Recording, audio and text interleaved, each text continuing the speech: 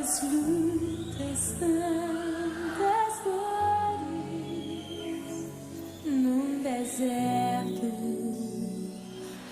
Isso está. Tudo bem, gente? Hoje eu quero fazer uma breve reflexão aqui nessa história um tanto de aparência um tanto cruel que está lá descrita no livro de Gênesis, capítulo 21. Nós temos o seguinte contexto. Abraão, no passado, ele toma a serva de Sara, a Agar, a pedido da própria Sara, porque Deus lhe havia prometido uma descendência. Mas aí eles, ainda não cheios de fé, não visitados pela confiança em Deus, eles tentam dar uma ajuda para o Senhor e pegam uma egípcia, que era a serva de Sara, ela era egípcia. Gosto muito de lembrar dessa palavra, Egito, porque Egito faz alusão ao mundo. Então ele pega uma egípcia, toma para si e concebe a um filho, e seu nome é Ismael. Ismael, aqui no capítulo 21, já era adolescente, e Isaac ia ser desmamado.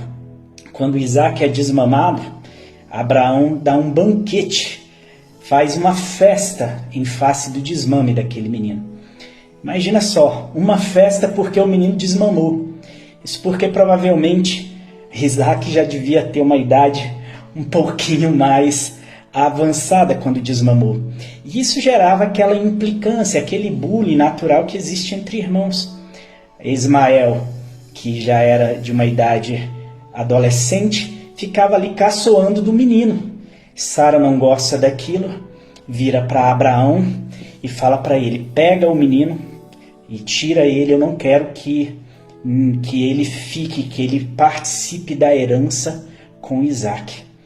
E aí Abraão olha para aquilo, sendo visitado pelo senso de moralidade, pelo senso moral, ele acha perversa, ele vê com maus olhos aquele pedido de Sara. E quem não veria? Não, desfaz deles, coloca eles, lança eles no deserto, deixa eles à sua sorte. Abraão olha para aquilo e seu coração fica pesaroso. Entretanto, o Senhor o visita e fala o seguinte: não olhe com maus olhos isso que Sara está te pedindo, atende o pedido dela, porque eu farei uma grande nação a partir de Isaac. E não somente isso, a partir do seu filho também, de Ismael, eu também farei outra grande nação. Nós temos aqui uma nação que advém da relação com o mundo e que por misericórdia de Deus será abençoada e crescerá e será próspera. E nós temos uma nação que advém da graça, da promessa, da vontade de Deus sem o auxílio do homem e que vai ser abençoado também.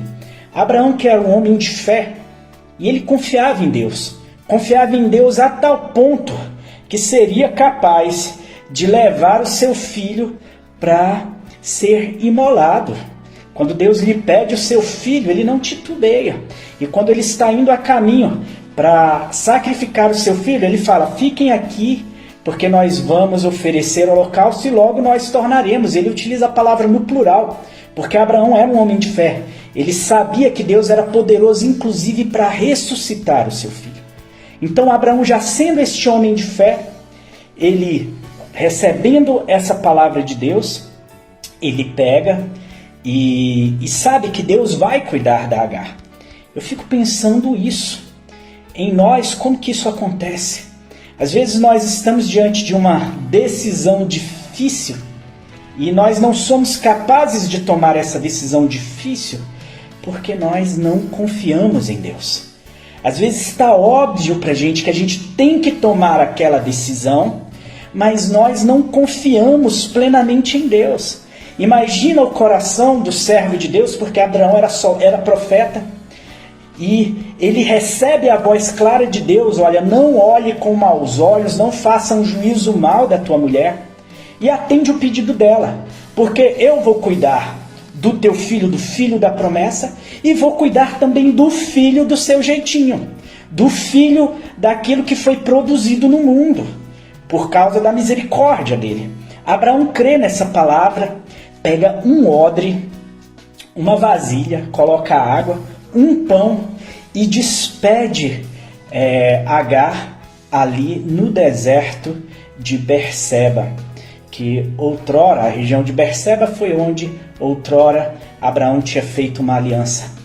E ali ele despede Agar com seu filho, e Agar sai andando pelo deserto de modo desolada, totalmente desolada.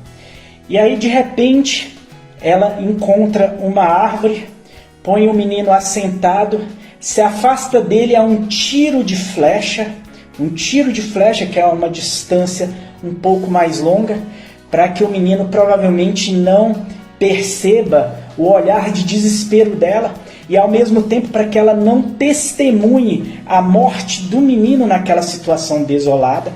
E do céu vem uma voz, o anjo do Senhor fala com ela, né? E eu queria ler aqui com você. Deus, porém, ouviu a voz do menino, e o anjo de Deus chamou do céu a Agar e lhe disse: que tens, Agar? Não temas, porque Deus ouviu a voz do menino daí onde está. Ergue-te, levanta o rapaz e segura-o pela mão, porque eu farei dele um grande povo. E logo em seguida, os olhos dela que estavam marejados pelas lágrimas, a mente dela que estava consumida e poluída pelo desespero e pela desesperança, de repente Deus lhe abre os olhos e ela vê um poço diante dela. E aqui nós temos algumas lições. Primeira lição é a lição de fé que é dada a Abraão.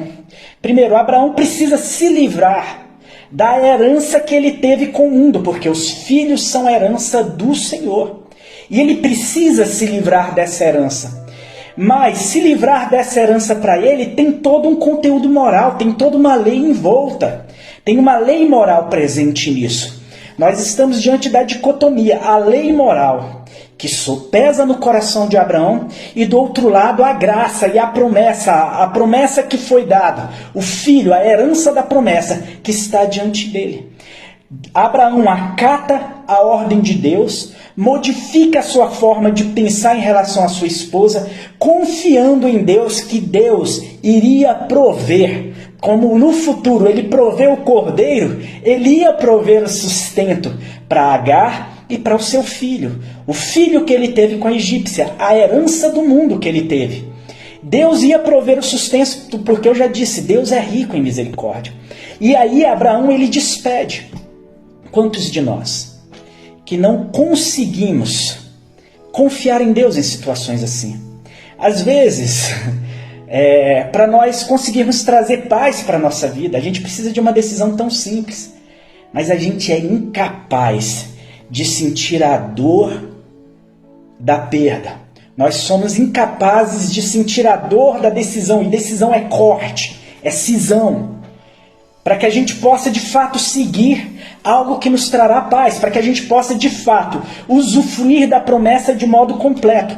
E nós ainda somos visitados por leis morais que nos fazem ficar presos àquele passado que não nos cabe mais. Parem para analisar isso.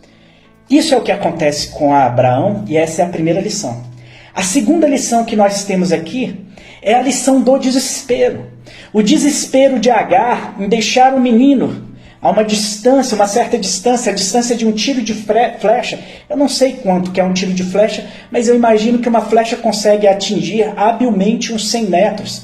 Que uns 100 metros, 150 metros de distância, ela se pôs do menino. E estando a uma certa distância do menino, o desespero dela faz com que ela não se aperceba, que ela não consiga enxergar o poço, a água que está diante dela.